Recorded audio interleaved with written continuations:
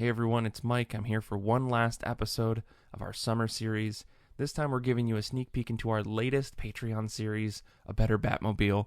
This is Paul's baby. This is the series that Paul has been thinking about for many, many years.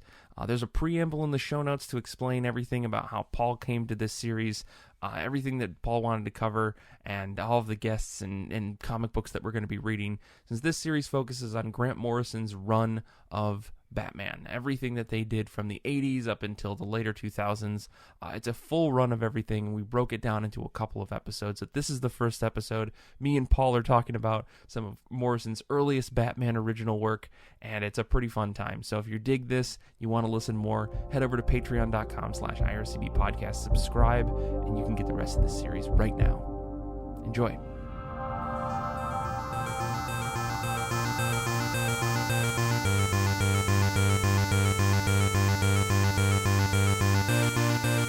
Hello, Patreon patrons. Welcome to the very first episode of A Better Batmobile. I'm your host, Paul Jasley, joined in stately Wayne Manor by Mike Rapin. Hello. Welcome, Mike. I'm very excited for this show. For those of you who have just clicked on this without knowing anything about it, this is our new limited Patreon-only series we're doing, which will be a very close deep dive into the Batman comics written by Grant Morrison, spanning a lot of years. We're starting off with some comics from the late 80s, early 90s. We're going to be reading their Batman work, bulk of it from the sort of early 2000s. And these are comics that are really important to me. They mean a lot to me personally because they're my favorite character written by my favorite comic book writer. And I thought, it'd be a good time to go back, reread them, kind of dive deeper into them, pick out some of the interesting ideas, trace them. I think it tells a big overarching story that I find very fascinating, and figured I'd have some of my friends over at IRCB join me. I'm very curious to hear what you all think about these Batman comics. So welcome, Mike. I'm happy to be doing this first episode with you. Yeah, man, I'm really excited to see where this whole series goes, because given the schedule that you've put together and everything, which, by the way, for anyone interested, it's on the Patreon. I'll put a link to this in the show notes. It'll be in the link to all the episodes in case you're curious. But yeah, all the books that everyone's going to be reading put together by Morrison is wild, because it's some comics I've read, some comics I haven't, and I very much look forward to reading all of these books and following this series, even though I'm going to be on a couple of them myself. But this is it's a huge endeavor, and I'm really excited to see where the whole series goes. Yeah. So like I said, we're starting off with some earlier versions of Batman. Should briefly mention, since we're being very specific and very detail oriented here for the most part, technically these aren't the first Batman comics that Grant Morrison wrote. They wrote a 3-page Batman story that was published in the 1986 Batman Annual that only came out in the United Kingdom. It's a 3-page story. It's all prose, and I think it's about Catwoman. As far as I know, it's never been collected and republished physically or digitally. But you can find it online if you're curious about reading it. That's technically the first Batman comic Morrison wrote. We're going to be focusing on two earlier books that they wrote. First one is Batman Arkham Asylum, or as it was originally titled, Arkham Asylum, A Serious House on Serious Earth. Again, written by Morrison with art by Dave McKean, letters by Gaspar Saladino, and it's cover dated November 1989. And then we'll also be reading Batman Gothic, which is a 6-issue, is that right? 5-issue series, written by Morrison, art by Klaus Janson, colors by Steve Buccoletto, letters by John Costanza, originally published as Batman Legends of the Dark Knight issues 6 through 10. That's from April to August 1990. So these are very early comics in Morrison's career. At that time, they had just started working on Animal Man and Doom Patrol. Mm-hmm. Karen Berger obviously saw a lot of promise in Morrison's work and let them take the keys to the Batmobile, so to speak, and write these two pretty big, important comics at the time. Yeah. What's really interesting is, Arkham Asylum, which is the one we're going to start with here, that's a book that was published as a standalone 120-page collection. It was in bookstores, not just in comic shops, and it came out just after the summer of the Bat Signal, after Tim Burton's Batman movie. Could you imagine going to the store after seeing the Tim Burton Batman film, like, I want to read some Batman comics, and picking up this book You know what I mean? That must have blown your mind. I feel like I would have been actually terrified, and it would have put the Burton movie in a different perspective. Yeah. Because Arkham Asylum is an incredibly terrifying comic book. Like, I was glad that I read it during the day. I'll just say that. Yeah. I'm sure if you're listening to this, you've already read it, but if not, it's a very interesting book. It's plays on the idea of, I don't know, dreams and psychoanalysis of the character. Dave McKean's artwork it's paint, it's mixed media, collage, it's all over the place. It doesn't really look at all like a Batman comic, specifically a Batman comic coming out in 1989.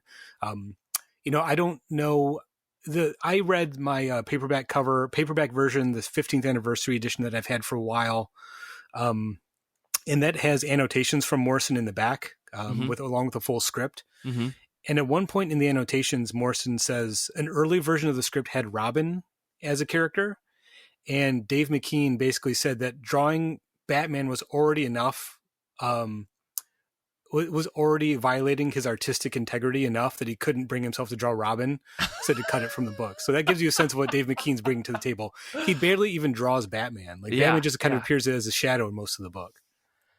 Yeah, this was such an interesting read because at first, I know I said this would have recontextualized, I think, the Burton film, but I also think this wasn't a story so much about Batman so much as it was about the mysticism of Arkham and the character that is the asylum itself, which I thought was a really fascinating way to approach a story like this, where Batman kind of shows up and gets into this bargain with the Joker, and that story is playing out alongside of this history of the Arkham Asylum, how Arkham, the guy, whatever his name is, I can't remember his full name, but he's establishing this asylum because of a series of events that led him to sort of go crazy himself, and his own sadness and despair or whatever kind of drove him to madness, I guess. But I was so blown away that this is the Arkham book that people are like, if you're gonna read an Arkham Asylum comic,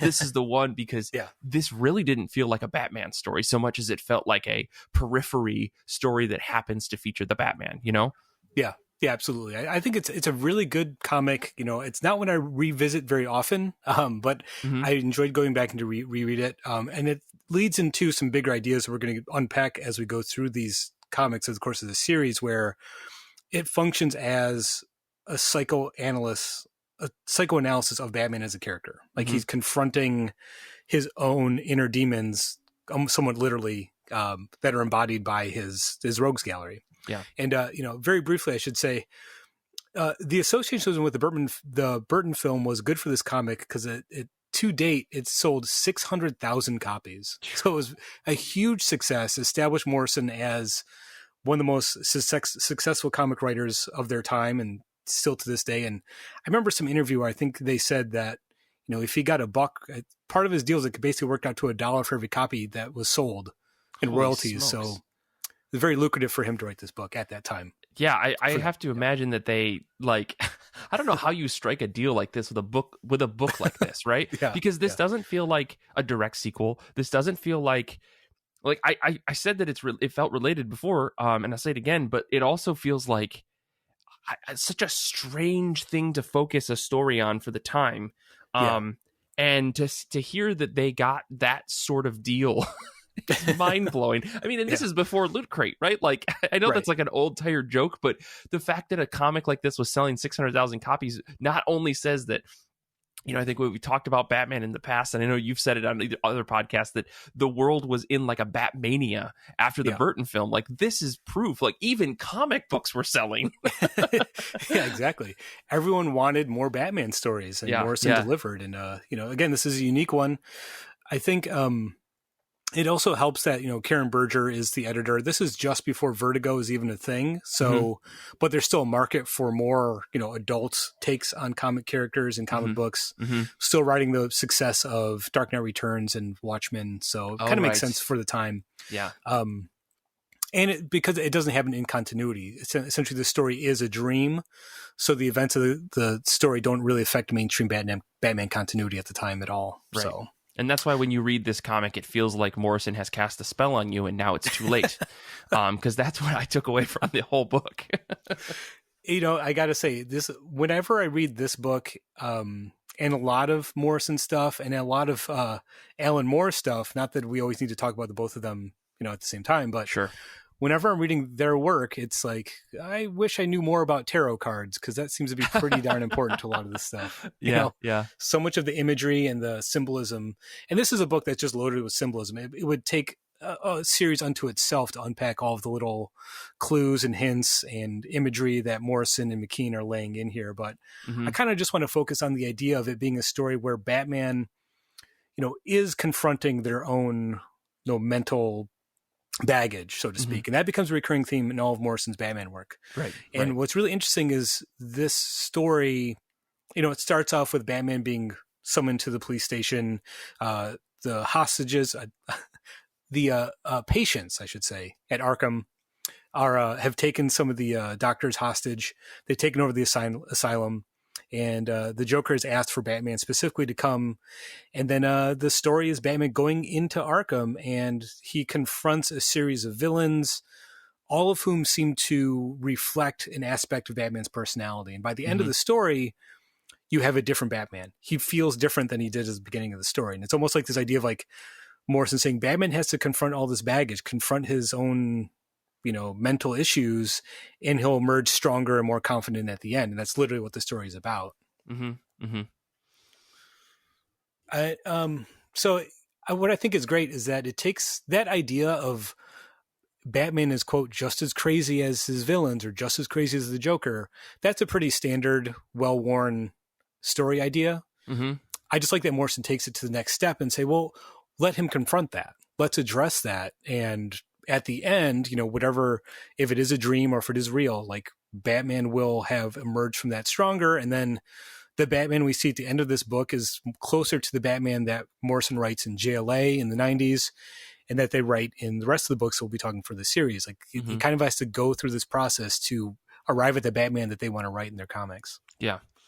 I did appreciate the commentary, I think, on like the old trope, or maybe it's old hat now, like because we've had so many people think about Batman as a character for the last 30, 40, 50 years, that idea of Batman is just as bad as the people he puts away. But I do think that the final handful of pages of this tome of comics, because that's what I'm going to call it, because it's not a comic, it's not a book, it's a tome, is that Batman is different enough, right? In that he has all of the same, if you stack things up on a piece of paper, Batman looks exactly like all of the inmates of Arkham, but at the end of the day, he's not, because he has a sense of justice, right? Yeah. And he has a sense of at least understanding right and wrong and preferring to choose right. Now, of course, we're going to talk about Batman Gothic, and I have some thoughts on that.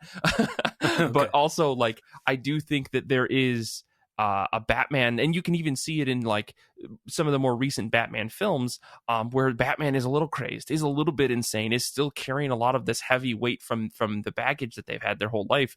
And you can see it in like Nolan's Batman, right? Christopher Nolan's Batman, where you see that Batman is still extremely devastated by his parents' death. I mean, that's the through line for every single Batman writer forever in eternity.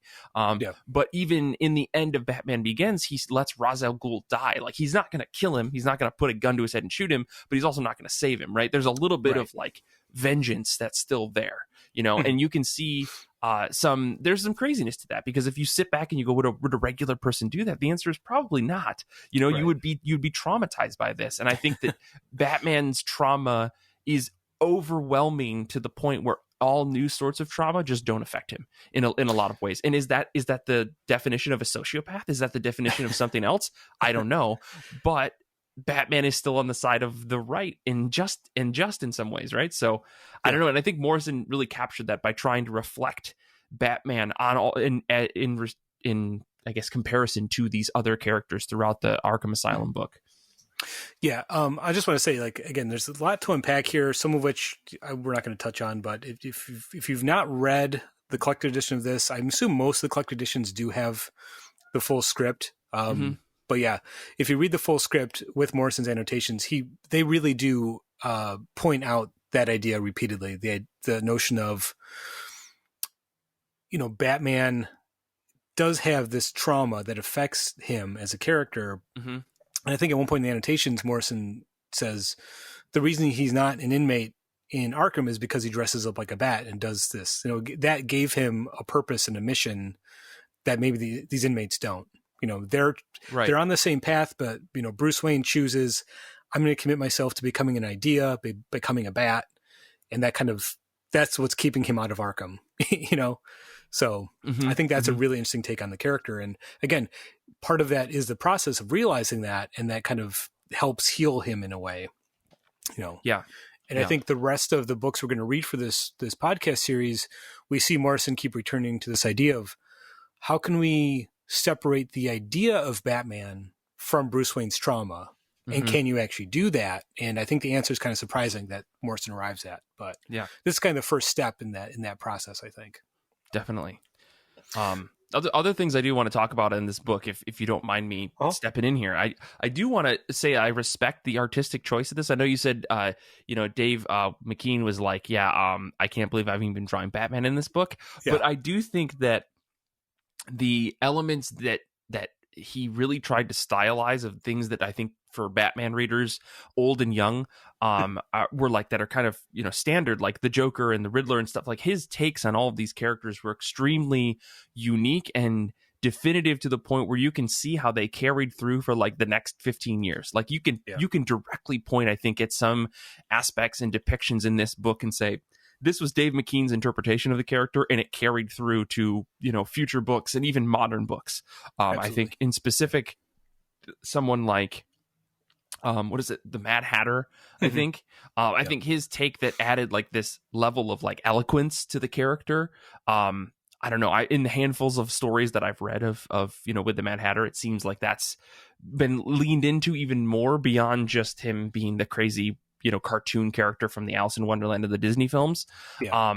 The other piece that I did want to point out was, or I guess two pieces. One, his take on Killer Croc, where he's basically Godzilla, might be my favorite moment in this entire book. And also, I think the end of the book where each character got to write in like a little blurb or something. And I can't remember the character's name. And I can't believe I didn't write it down, but he was just like, I'm not crazy. I don't belong in here. Like, why am I still here? I thought was a very fun little bit. But, like overall, McKean's art, I think, putting a book like this out, having it sell so well, having it become one of these definitive Batman books allows for, paving the way for comic artists that I think we think are kind of commonplace, but also like extremely stylistic, like a Martin Simmons of Department of Truth, or Ray Fox, or there's a dozen other people out there that have these very, very different styles compared to, contemporary comic art. And it's comics like Arkham Asylum being so wildly successful that says, hey, man, we can actually do these types of stories in Big Two comics. It doesn't just have to be Fantagraphics and, Drawn and Quarterly who are putting out these types of comics with art like this. Absolutely. Yeah. Yeah, I think that's exactly right. I think, this is a time when, the old trope of comics aren't just for kids anymore, but this is a good example of it. It's like you can actually do some really high level, mixed media type artwork and a Batman story at the same time. And it doesn't feel incongruous. Like it kind of makes sense. It reminds me of like, I don't know, this is a few years after the fact, but again, imagine buying the first issue of New Mutants that Bill Sienkiewicz drew. Right. I mean, it must have been like, what is going on? Like, mind blowing. So, and what's great about the artwork is that Dave McKean's approach allows for there to be a lot of symbolism without being like really heavy handed. There's a lot of ideas that are just implied, and a lot of like things, if you really want to deep dive and say like, like the use of the Joker fish keeps coming back, and it's like the way they're positioned on the page. It's a symbol for Pisces, and you can unpack that. What does that mean for the story? It's like, or you can just look at it and say it looks cool. It's a nice way of overlapping the symbolism along with just the story itself, in a really important way. You brought up Killer Croc, and I think this is the first time Killer Croc is just shown as being basically a giant reptilian monster, but, it's very clearly Batman stabs him with a spear. So it's very quickly an allusion to St. George slaying the dragon, which is an old, Christian myth. So all this sort of religious symbolism, tarot symbolism. There's even a panel where Dave McKean overlaps Anthony Perkins' face from Psycho onto one of the inmates. Yeah. And it's like, oh, you're even including pop culture. And like, there are references to David Lynch films in this book. So it's like just this melting pot of rich symbolism and reference that is a lot to unpack. But I think that's what makes the story so appealing to go back and revisit. Yeah. Definitely. I think that, like, I know that there's a ton of symbolism that, like, went over my head, like the tarot deck and stuff being kind of a crucial piece, I think, to the whole story. But at the same time, I don't think that it detracted enough for me to say, like, I don't understand what was going on. Like, very clearly, I could, you know, follow the story, despite some of my reservations I may have about font choice in this book, but regardless, it didn't take away to not understand that stuff. And it's almost like if you read this book once, it behoove you to go back and reread it multiple times in the future as you grow and learn. If you dig into any of these topics and then come back with that new lens to approach this story, I think it would add another layer and more layers and more layers, rather than just getting like an annotated version. I think your own interpretation of some of the symbols that Morrison was pushing on this book would be really interesting. I would love to have that sort of, like, I don't know, time and energy to do that. But even if you don't do that, I still think there's value in reading this book, because it's a pretty solid, like, interesting take on Batman that very much differs from what I think you would expect from a, I don't know, like a Batman book of the time. Like, I think if you looked at the collective Batman books that were probably coming out the same year, this book was very different, is my guess. Safe to say, you know. I don't know how many other Batman comics at the time were, you know, using Carl Jung's, you know, philosophy or psychoanalysis to explain the character. So True. I do want to focus on a couple of the villains that I thought were really interesting. I think, again, we mentioned Killer Croc, the Maxie Zeus character, which is a character that in the comics was introduced as just being someone who thought they were a Roman emperor, you know what I mean? Just kind of a crazy person. In the book, it's implied that they went through electroshock therapy in Arkham, and then suddenly they have like electricity powers, and that's like never brought up again. This is the only comic in which that's a thing. One of those ideas Morrison had that no one followed up on. Sure. I enjoyed that, and then the take on Two-Face was interesting. Part of the process to help heal Two-Face is that they try to move him from a binary, you know, heads, tails choice to die. So you roll a die and say, oh, now I have 6 choices. Suddenly it's a deck of cards or tarot cards, which is, I don't know enough to know how many choices. 72 options or something. Yeah. And then it's like they're going to do the I Ching, which is this, you know, Chinese philosophy. And there's like, you know, thousands of different options if you go through that process. So, and it doesn't work. That's what I was saying. At the end of the book, actually, at the end of the story, you actually see Two-Face make their own choice, right? Yeah, he flips the coin and he says heads or tails. Batman, if it's heads, he gets to leave. If it's tails, we kill him. He's like, oh, it's heads, he gets to leave. And then the reveal is that it actually was tails. Right. You know, and he chose the opposite path, you know. Yeah. I thought that was probably the most interesting, like, little tidbit and take on some of the characters in this was seeing that change in Two-Face where, you know, the psychologist is like, yeah, well, we're giving him more options. He now has multiple things he can choose from.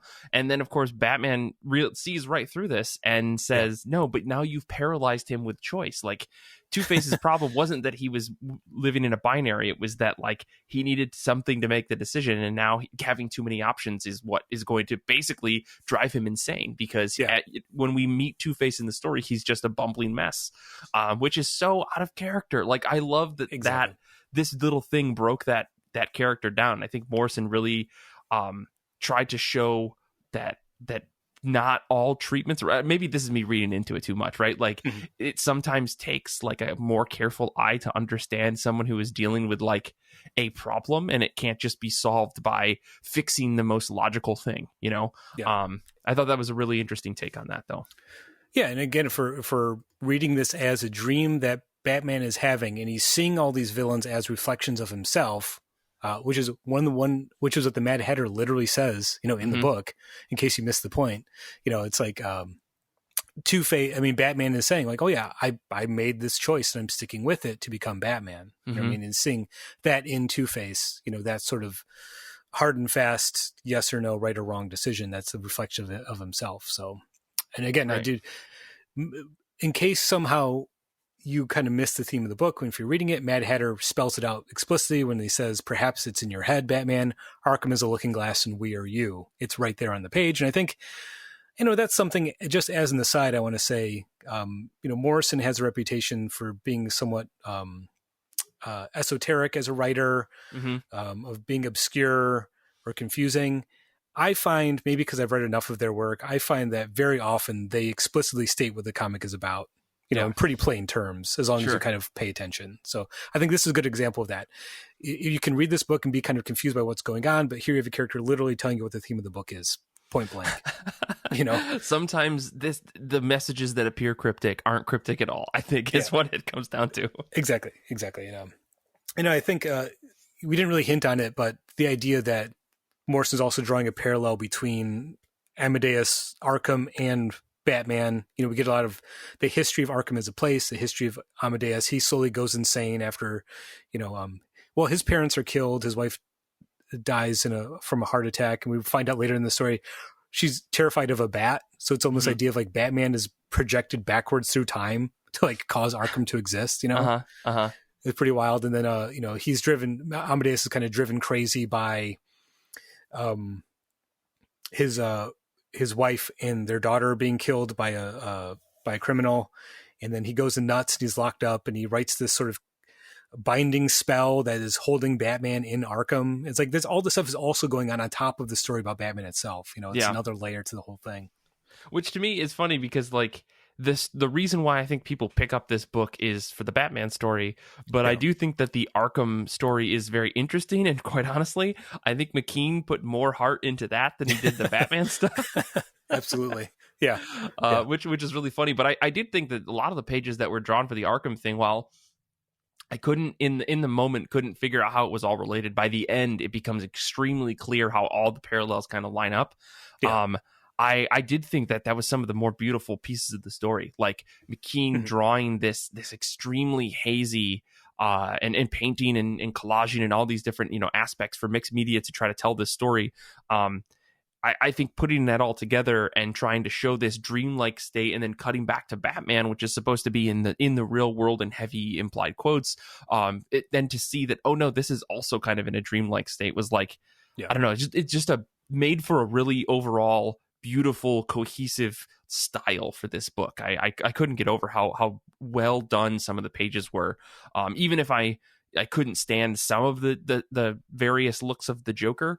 Overall, I really like the look of this book. I can't get over that fact. Speaking of the Joker, we should spend some time talking about that because he's kind of like the main antagonist to the story. And of course, it's fairly obvious. If you're going to have a Batman story that's big and important, you're going to have the Joker show up. And there's a few things here that I think are really interesting. In the original script, and in their annotations, Morrison says that the original relationship was much more one of sexual tension.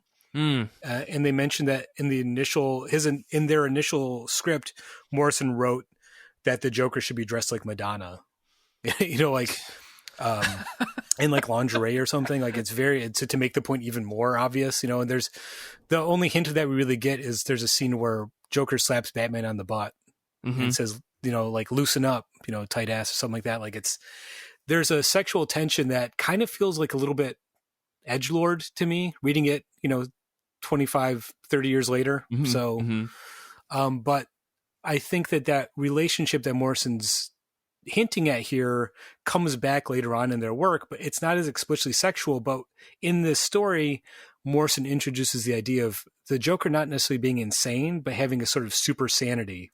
Oh my gosh.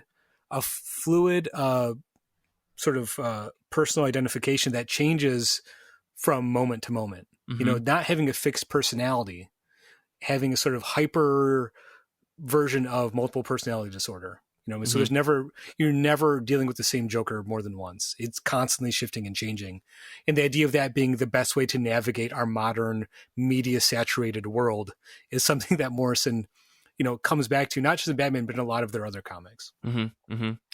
So this is this version of the Joker we don't see again, but the next time we see the Joker in Morrison's work, the characters change radically, and it's almost as if Joker is changing in response to Batman's changes as a character. Yeah. Yeah, that was the thing that I took away from that moment as the psychologist is explaining it, was that the reflection that we'd see of the Joker in any capacity is always of the moment. It's never a set defined thing. I know you kind of already said that, but I found that to be like a beautiful way to just erase all the inconsistencies of that character while making them all valid, and I think that's a thing that creators from the big two, especially at DC, I think more so than Marvel, are always trying to reconcile with. How do we make sure that we don't erase anything, but also are allowed to create new and different ways to tell stories about these characters by drastically changing the characters, but with like actual logical or, cosmological ways to do things. Here in this case, the Joker being a constant in Batman stories forever, and ever changing based on however the artist or however the writer's feeling, having this as like the backdrop for that to explain the next 30 years and the previous 30 is just beautiful. I really, really enjoyed that. And it doesn't feel so out of line. It doesn't feel like it was a forced insertion thing. It falls right in line with everything that the Batman stories are about, especially from like the 80s onward, and just like this dark psychological blah blah blah, it's always been there as part of the Batman stories, at least in the stories that I know. And so this totally fit, and I was like, man, that just fixes everything. I'm so mad at how well that works. Yeah, it's kind of a brilliant idea, and it's again, it serves two purposes, right? It can explain inconsistencies in continuity, and it can open up more possibilities for future stories. And I think that's something Morrison does, even with Batman. When Morrison goes on to write the main Batman title, which is where we'll read the rest of the series, it's like their approach is that every Batman story is canon, not just in comics. It's every media adaptation that all happened to this character. And so the question after that is like, well, how much did that fuck him up? If every Batman story happened to him, not over the course of 80 years, but over the course of like 15, 20 years, like what is the psychological effect of that? And that's a really, really interesting take on the character. And I don't think anyone else has really done that or have done that as well, Totally agree. So yeah, that's Arkham Asylum. Again, I think that there's more to unpack there. I know I tend to have to agree with you, Mike. I think some of the lettering choice doesn't exactly read that well, especially in terms of the Joker. Well, all I want to do is find Gaspar Saladino and sit him down, really, really understand what they were thinking. If only because I don't know if this is the first book to feature this font, but the fact that it was so prevalent, like there's a font that they use for the Joker that's like this splotchy thing, and it works super well in a lot of moments, right? Like there are exclamations that are great for this font. Anytime the font is actually big, it works really well. But I feel like this font was introduced, and I've seen it before, right? Like in other books that were published after this series. And I just want to ask them if they know how much they have fucked up people's eyes by introducing this font in the world. Yeah, that's a good point. I mean, it was a little frustrating. I don't want to rag on it too much because it does work, and I like the style, that choice that they made to make the Joker's dialogue seem so much different. But this font, as well as the cursive font that they've used, that DC has used in perpetuity. I don't know how long they've used it, but I've read it in like Batman Year One, the Frank Miller book, and plenty of other stories with this cursive font that like you have to like squint at and like remember fourth grade and be like, what is that, an R or a K? I can't remember. A little frustrating at times, but if that's my only complaint, this book's pretty fucking solid. Yeah, exactly. Yeah, I can deal with some font issues, in that regard. So, so again, if this book is a deep dive and psychoanalysis of Batman as a character, the next book we're talking about, Batman Gothic, it really feels radically different. It kind of just is a great Batman story. There's some symbolism, stuff to unpack, but for the most part, it's just a good Batman story. And honestly, it's one of my favorites. This is probably top 5 Batman stories for me. Wow. And yeah, I'm curious, Mike, have you read this before, or is this your first time reading Gothic? This is the first. I mean, most this Morrison's work is pretty new to me, but yeah, this is the first time I've read this. And this is the first time I read Arkham Asylum too. So like all new stuff for me. Gotcha.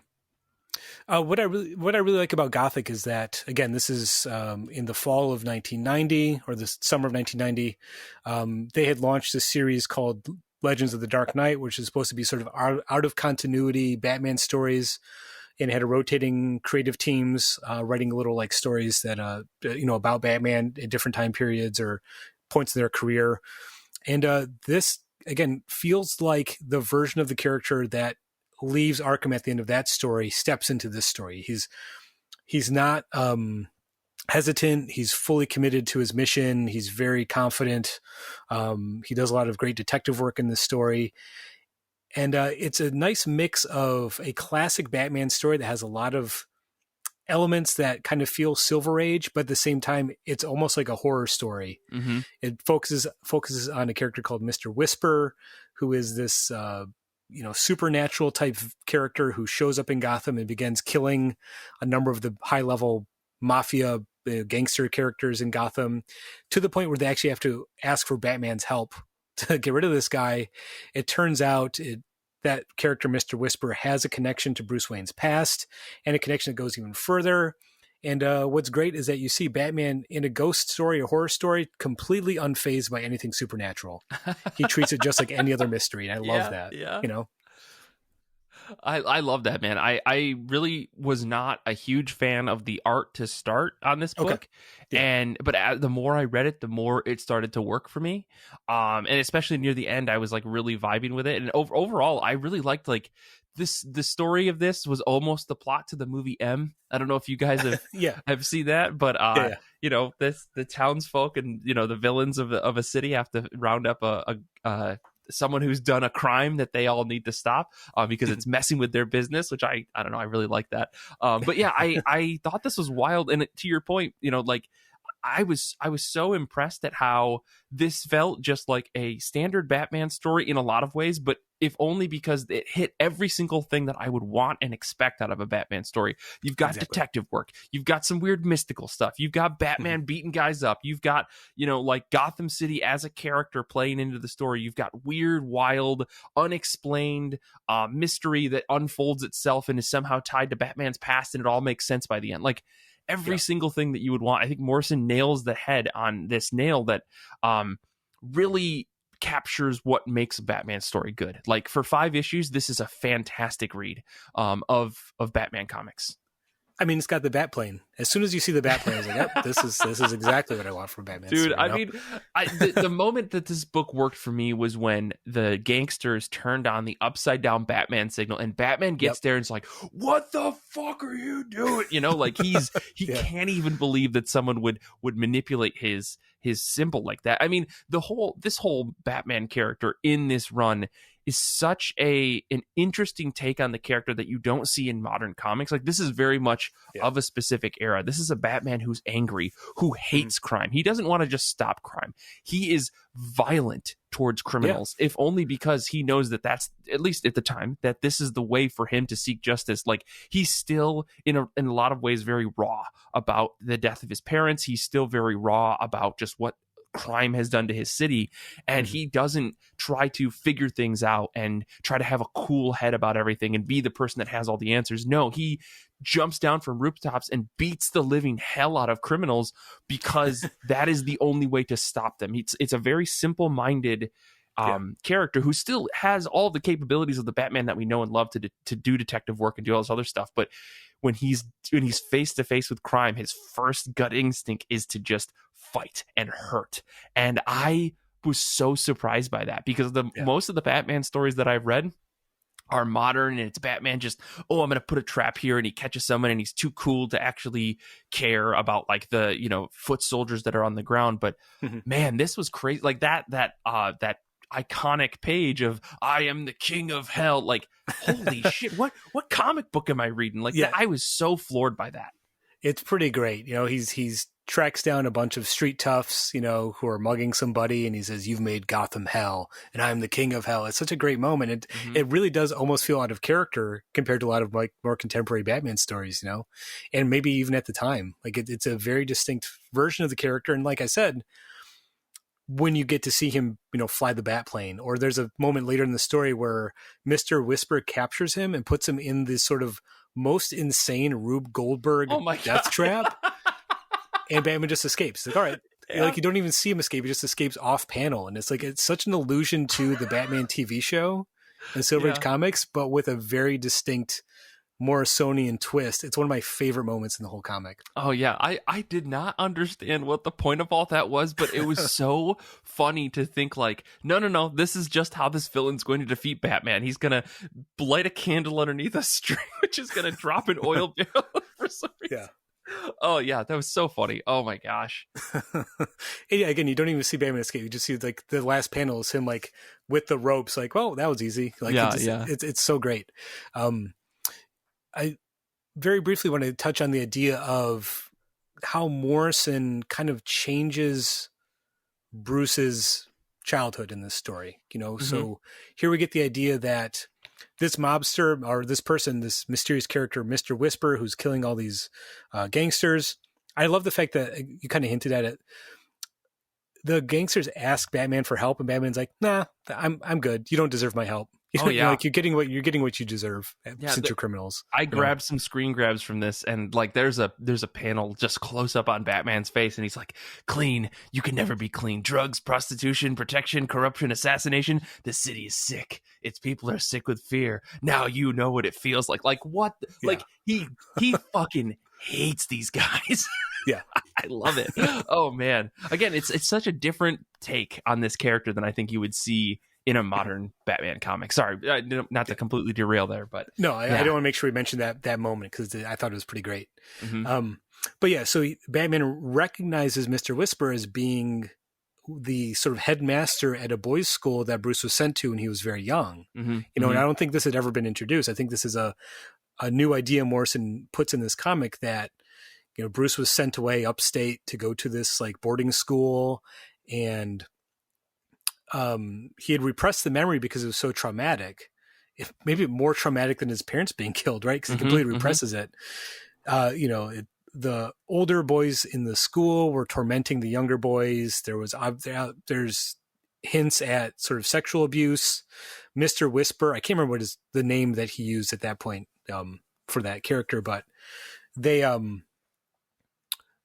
it's implied that character was molesting boys and actually killed one of Bruce's friends because Bruce like goes to their office for punishment, and he sees his best friend's like head in the trash can under the desk. Yeah, it's really creepy stuff. It's really disturbing at points. It's like straight out of a horror movie. Like his buddy must have died like the day before, and his head was still in the trash. Like so surreal, right?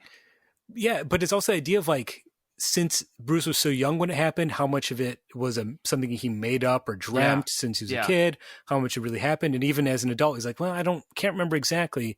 All he remembers is his father going to confront this Mr. Whisper character, the headmaster, and getting him fired, right? Yeah. So Batman has a connection, and of course, when Batman confronts Mr. Whisper recognizes him as Bruce, as the kid. So on top of it being a very solid Batman story of Batman doing Batman stuff, you have this horror movie element on top of it.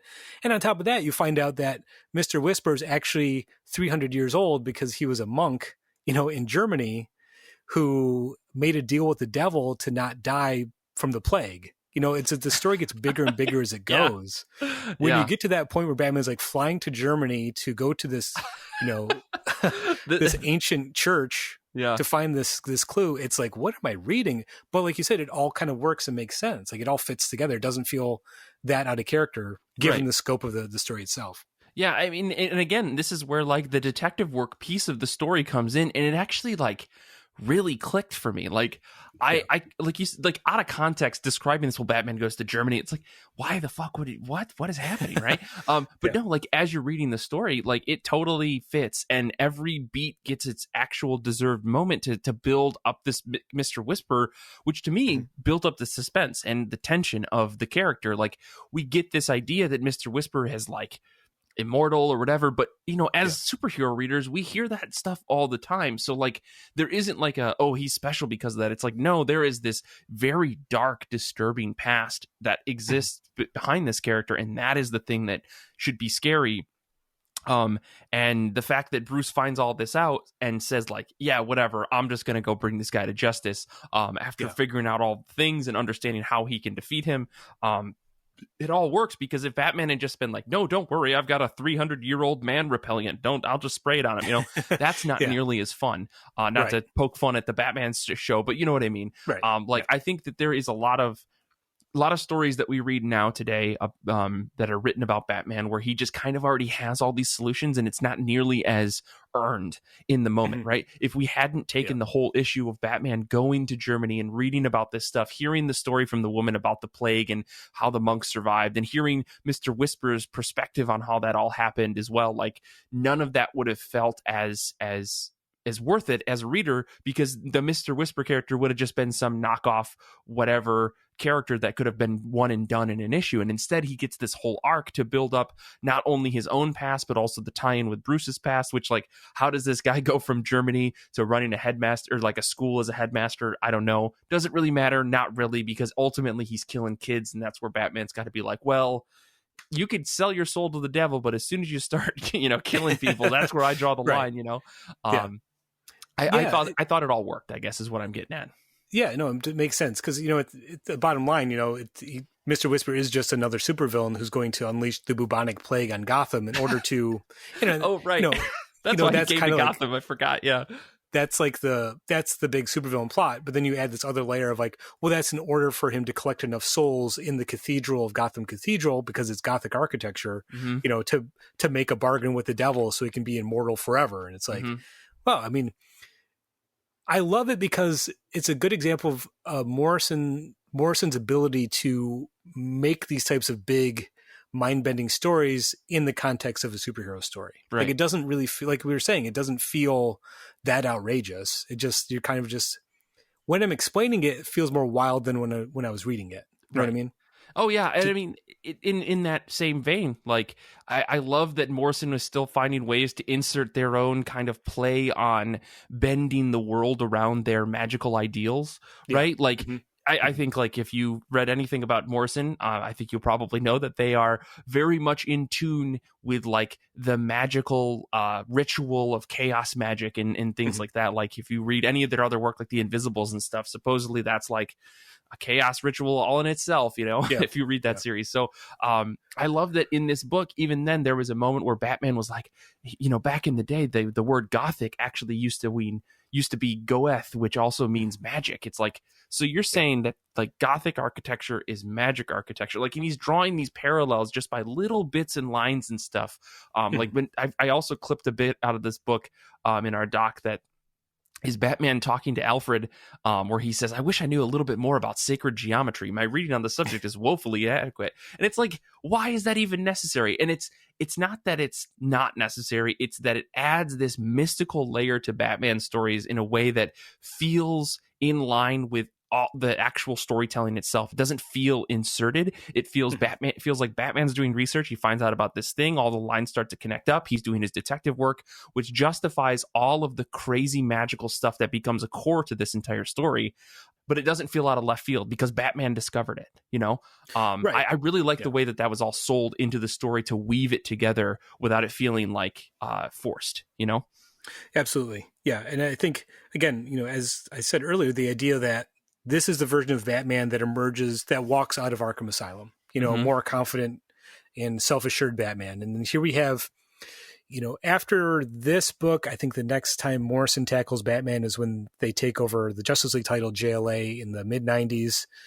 And when you get to that Batman, it's the Batman who's hyper-logical. Their superpower is strategy. You know, they have a a contingency plan for every possible, bad thing that could happen. So this is where we see Morrison sort of evolving the character to that point where it's like, yeah, you can eventually see a Batman who almost is superhuman in their ability to plan, and the idea of that victory is in the preparation. The Batman in JLA who actually has a secret file of how to defeat all the other members of the Justice League just in case they ever go crazy, just in case I need to. It's like that sort of hyper-logical version of Batman is already, the seeds of that is already in this story. It's just like he has to get there, So I think the reason I wanted to read these two books to start off this series was to sort of show how Morrison is constantly evolving that character and making Batman go through these cycles of, self-acknowledgement and almost like rituals to get more evolved. Like he's leveling up as the stories go on, so to speak, Definitely. So yeah, I will say very briefly, I really like Klaus Jansson's artwork in this book. It's clunky at times, but Klaus Jansson is better known for being an inker. I think obviously like probably best known for inking Dark Knight Returns and basically almost every major comic that came out in the 80s and 90s. But to actually see his pencils and inks, it's almost jarring because, he's one of those inkers who his influence is put onto the stuff he inks. He's not inking, he's changing the artwork that he inks. You know what I mean? Usually for the better. But to actually just see his pure artwork, I really liked it. It's very spooky at times. He does a good job capturing the supernatural elements. And one of my favorite panels in the story is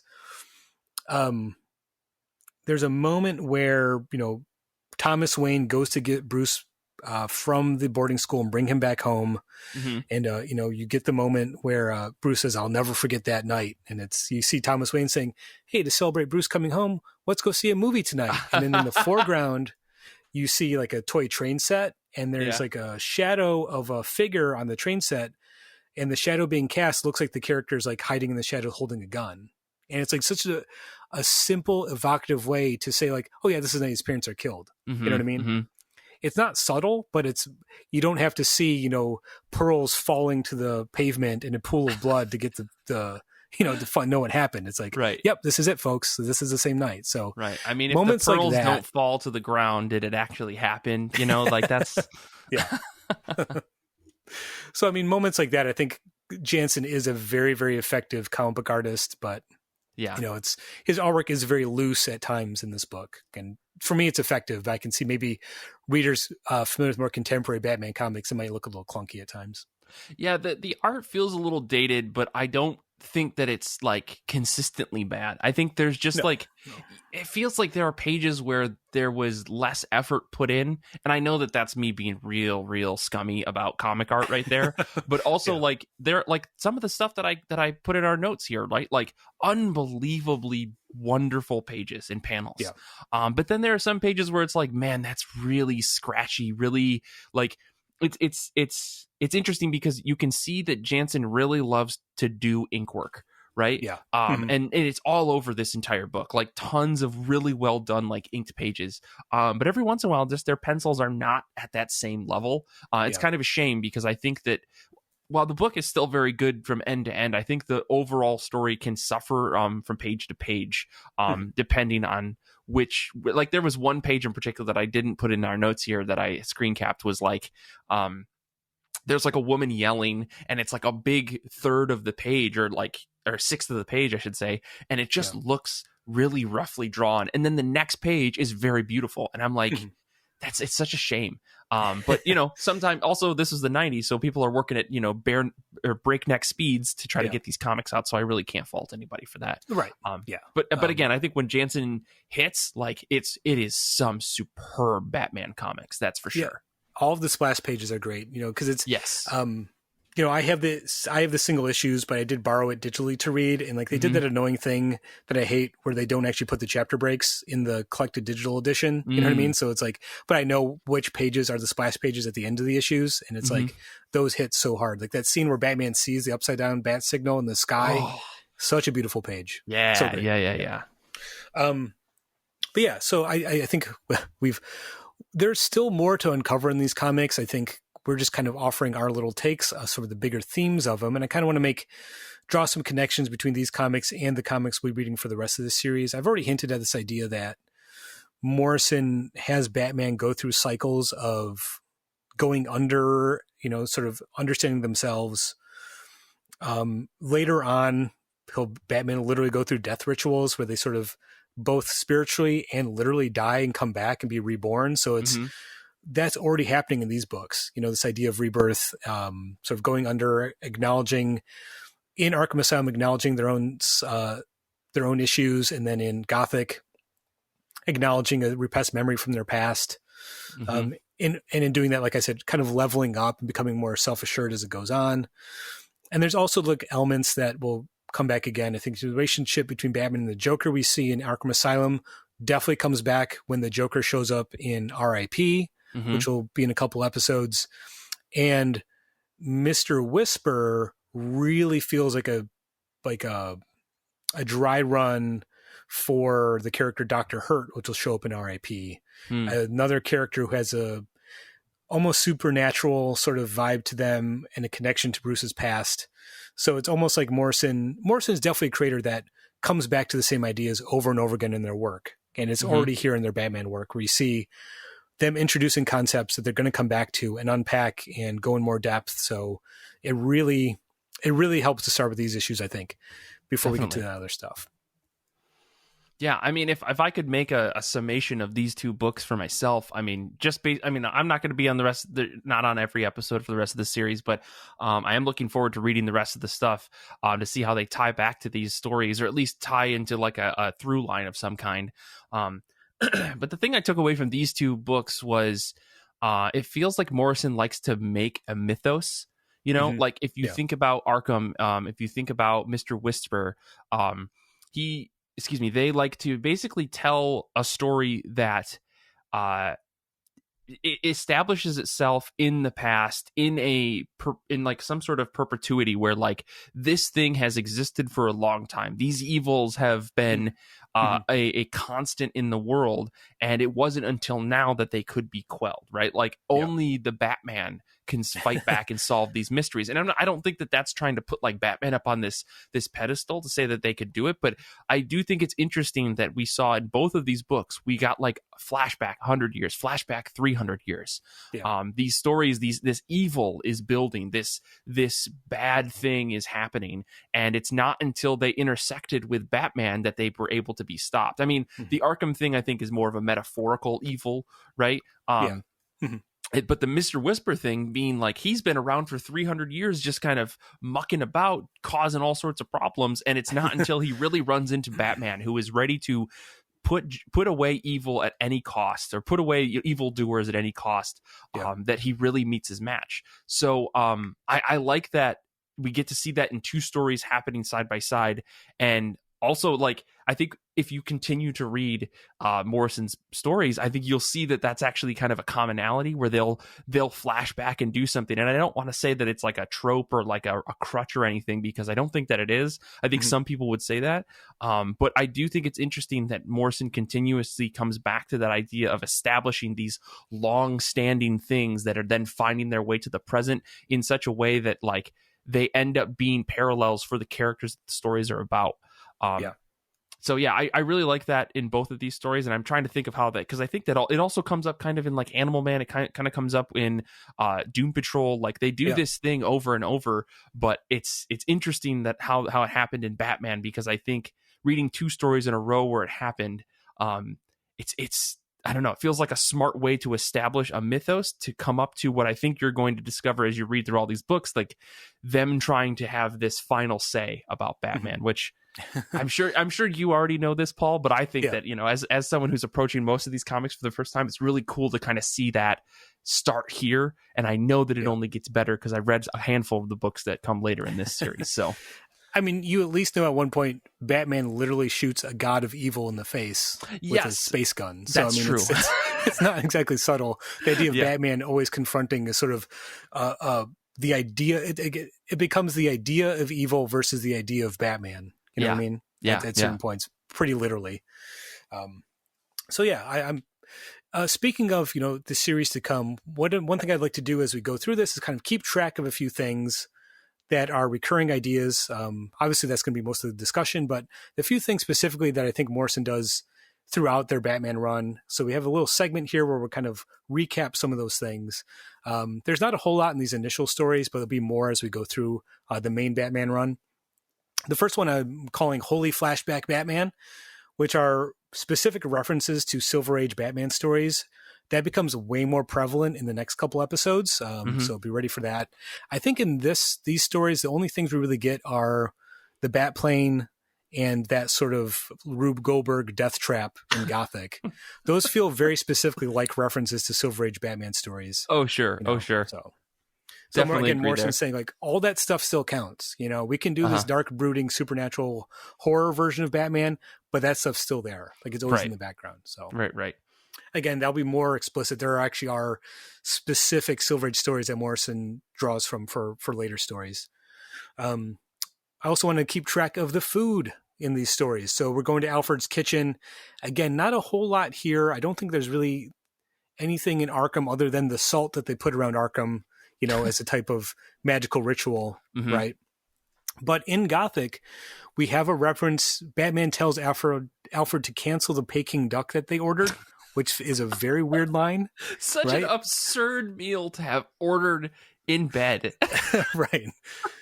I can't tell if that's a joke or not. The relationship between Batman and Alfred in that book is great because Alfred is so droll and dry and condescending at times, It's great. I feel that might be a little joke between them, inside joke that maybe we're getting. But more explicitly, there's a point where Alfred makes sandwiches for him and Batman, and they're eating lunch together in the Batcave. And that is like one of my favorite moments in any Batman story. It is nice to see Alfred like being a butler, and I know I know that's weird to say, but it's like I feel like in most modern Batman books and stories that I've read, it's like Alfred is just this. He's the Oracle, right? He's the person at the home base who's just prepping Batman for the next thing. It's nice to see like he's just like, hey, I'm here making you sandwiches, dude. Stop getting yourself killed. He's the Batman that I think we see more in the movies than what we see in the modern comics.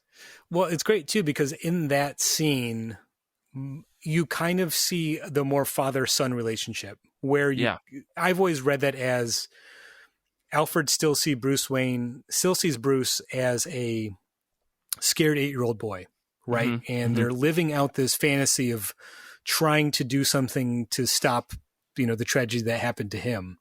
And while they're eating these sandwiches, Batman's explaining the background of, what he's going to go to Germany to like find out. It's like it's explaining the plot of the comic essentially. And Alfred just kind of nodding along. It's like, okay, yes. And, it's the father or parent listening to the child play make-believe and tell a story. Right. It's like, okay, yeah, okay. And then what? All right. And then what? It's like, it's a really touching moment, in the story. And again, it involves food. And I think we'll see more examples of food as these comics go on for some reason or another. And then, another thing that happens more explicitly later on is Morrison introduces Batman saying, HH as an exclamation. Is that how you pronounce that? Because I always pronounce it as more of a huh, like a grunt almost. I guess it's open to interpretation. I've always read it as a huh, like a like a more maybe guttural, but more guttural. Yeah, I see what you're saying. Yeah. But that doesn't show up until the JLA run in '97 that Morrison writes, so we don't get that here. Side note, if you are curious, on Twitter, Chris Burnham has been tracking this for years on their Twitter account. So you can actually go and they'll have the panels starting in JLA in '97 with the first utterance of So Amazing. You can go find it there. Amazing. So with that being said, Mike, I think this will can kind of conclude the first episode of A Better Batmobile. I think hopefully you found it interesting enough to keep reading along with this stuff. I'm so jazzed to get the official Paul Jasley reading order for Grant Morrison's Batman. You have no idea how excited I was when you sent over that doc. So regardless if we were doing this show, I was going to read all these books anyway. So I very much look forward to following along as you guys record the episodes, and I get to listen to them in advance and stuff. So yeah, it's going to be really fun. And I hope everyone at home checks this, is excited about this as well. This is going to be a really, really cool series.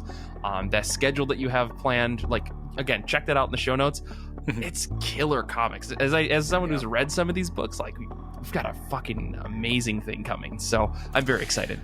Yeah, well, me too. Again, I've not reread a lot of this stuff since it came out. So, and again, they're pretty important books to me personally. So yeah, I'm very excited to deep dive into them. So again, I want to say special thank you to all of our Patreon supporters. You made this show happen. It's because of your support we can do these bonus sort of miniseries and episodes.